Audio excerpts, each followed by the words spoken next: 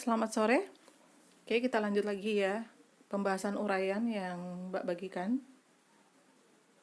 Disilangkan 2 jenis mangga dengan daging buah warna merah biji tebal dengan daging buah kuning biji tipis. F1-nya mangga dengan sifat daging buah kuning dengan biji tebal. Bila F1 disilangkan dengan sesamanya dan menghasilkan 336 hasil persilangan, maka perbandingan rasio genotip dan fenotip dari F2-nya adalah, berikut penjelasannya. Kita lanjut untuk pembahasan soal yang terakhir. Nah, di sini di soal dikatakan disilangkan buah merah biji tebal dengan buah kuning biji tipis. Gimana kita cara menentukan mana di situ yang dominan dan mana resesif? Itu dari keturunan F1-nya ya. Jadi di sini kan buah kuning biji tebal. Jadi setelah ini disilangkan, ini yang keturunannya. Berarti bisa kita ketahui bahwa yang dominan itu adalah buah kuning. Berarti otomatis ini K besar. Nah, biji tebal berarti yang ini yang besar ya, atau yang dominan. Berarti T besar. Nah, selebihnya berarti ini adalah T kecil, K kecil. Nah, berarti ini dia genotip dari parental yang pertama. Nah, ini gametnya apa coba? K-nya sama nggak? Sama ya. Berarti ini otomatis gametnya K kecil, T besar dengan K besar, T kecil. Maka F1-nya adalah gabungkan K besar, K kecil. Tetap harus huruf besar duluan ya. Jangan pernah buat huruf kecil duluan. Kemudian T besar, T kecil.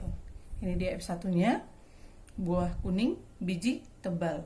Nah, yang ditanya adalah F2. Nah, F2-nya adalah disilangkan F1 dengan sesamanya. Maka K besar, K kecil, T besar, T kecil, K besar, K kecil, T besar, T kecil. Ini dia induknya ya, induk F2-nya. Nah, gametnya ada berapa? K-nya, cara menentukannya ini ya, lihat. Ini K besar, T besar, kemudian K besar, T kecil, K kecil, T besar, kemudian K besar, T kecil. Maka gametnya ada 4. K besar, T besar, K besar, T kecil, K kecil, T besar, K kecil, T kecil.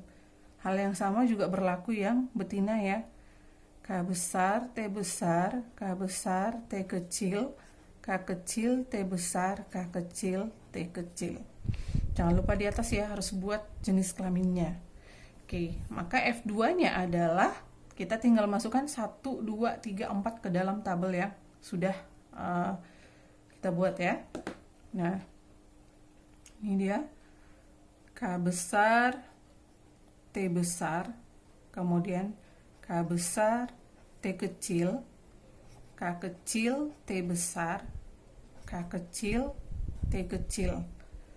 Masuk lagi yang ini, sama ya, K besar, T besar, K besar, T kecil, K kecil, T besar,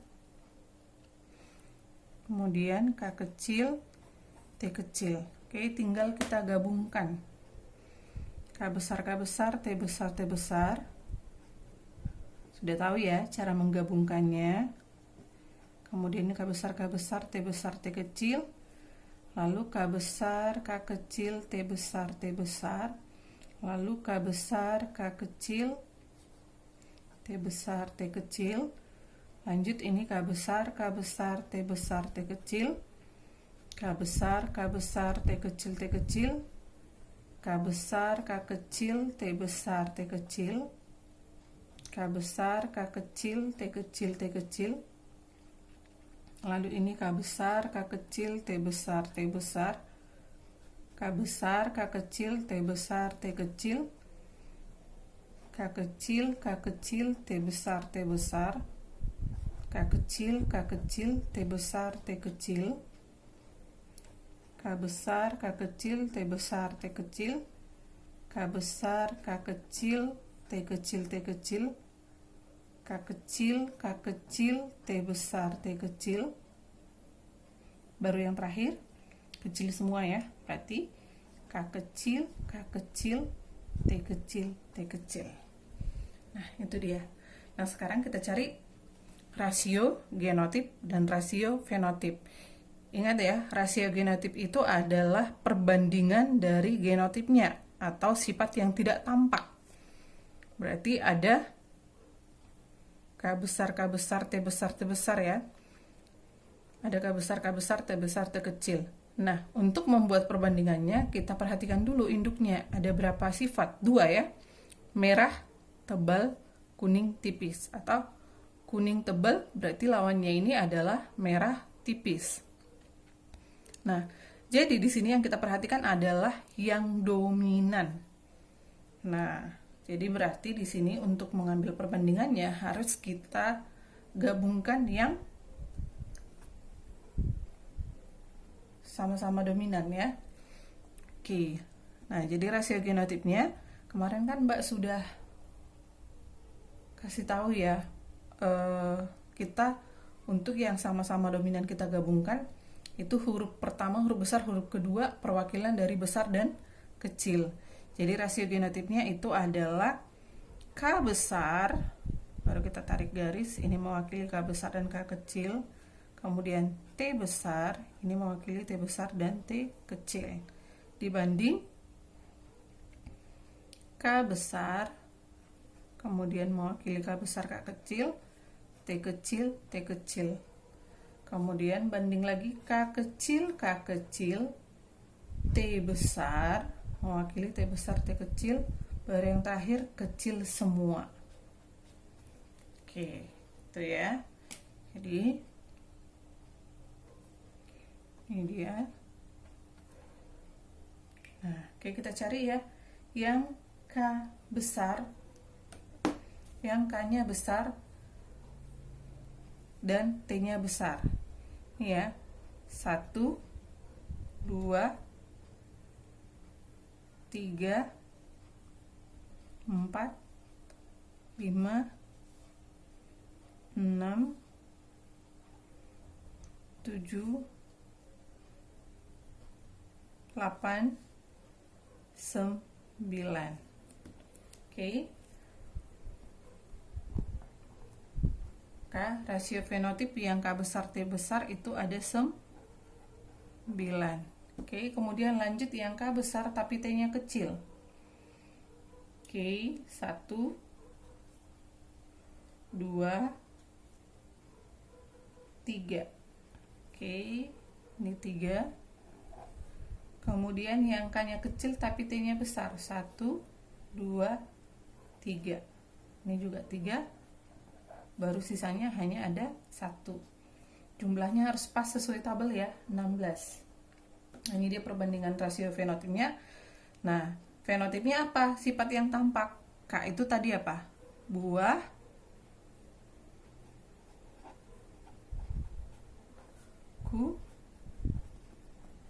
buah kuning, biji tebal. Nah, ini juga K-nya besar. Buah kuning, biji lawan dari tebal. Tipis ya. Lihat di fenotip induk. Kemudian K kecil. Mbak singkat ya. Buah lawan dari kuning apa? Merah ya. Berarti buah merah, biji tebal. Yang terakhir adalah buah merah, biji tipis. Oke, itu dia perbandingan fenotipnya atau sifat yang tampak. Nah, di soal kan dikatakan bahwasanya jika jumlahnya 336, maka berapa perbandingannya? Nah, perbandingannya adalah, kita lihat ini, cari jumlahnya gimana? Jumlah masing-masing genotip 9 per jumlah seluruhnya berapa? 16 ya.